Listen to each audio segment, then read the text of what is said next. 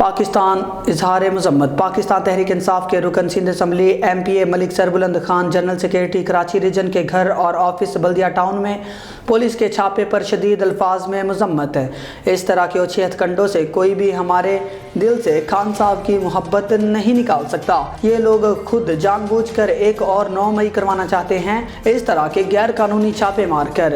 ہمارے کراچی کے M N اے، M P اے اور سینئر ممبران کے گھروں پر بھی غیر قانونی طور پر ریڈ مارے گئے ہیں۔ ہمارے سینئر ممبران اور عہدیداران نے کافی اذیتیں برداشت کر لی، اب کسی کے دل میں خوف کی فضا نہیں ہے۔ ہم سندھ حکومت سے مطالبہ کرتے ہیں فوری طور پر غیر قانونی گھروں پر چھاپوں کو بند کروایا جائے۔